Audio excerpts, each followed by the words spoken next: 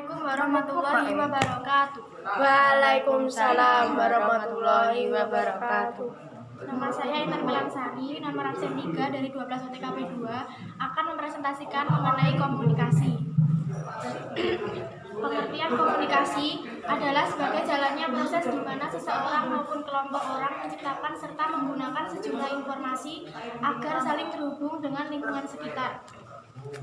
Secara umum, komunikasi dapat dilakukan secara verbal serta dapat dipahami oleh kedua pihak yang berkomunikasi. Tujuan komunikasi: 1. Agar hal yang disampaikan dimengerti oleh penerima dan tidak terjadi kesalahpahaman. 2. Agar mampu memahami maksud perkataan orang lain. 3. Penggerak orang lain untuk mengerjakan sesuatu, misalnya kegiatan kerja bakti, sosialisasi, dan sebagainya.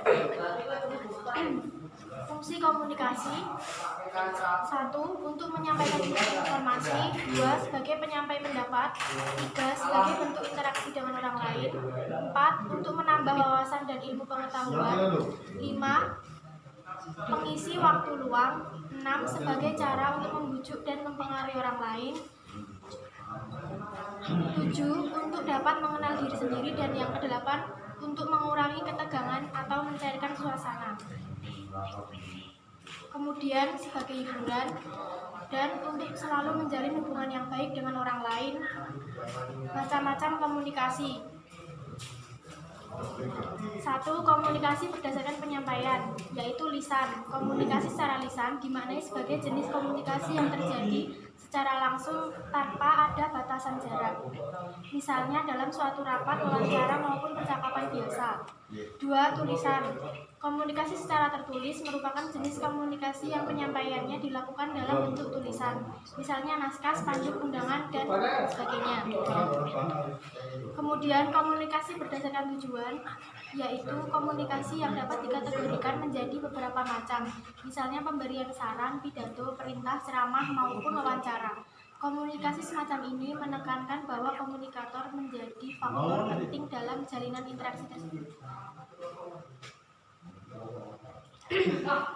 Kemudian komunikasi berdasarkan ruang lingkup.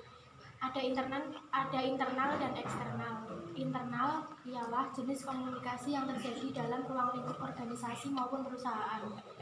Eksternal ialah komunikasi yang terjalin antara organisasi maupun masyarakat.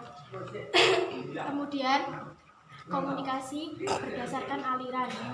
Ada yang satu arah, yaitu komunikasi yang berasal dari salah satu pihak.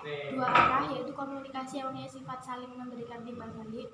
Komunikasi ke bawah, yaitu komunikasi dari atasan dengan bawahan.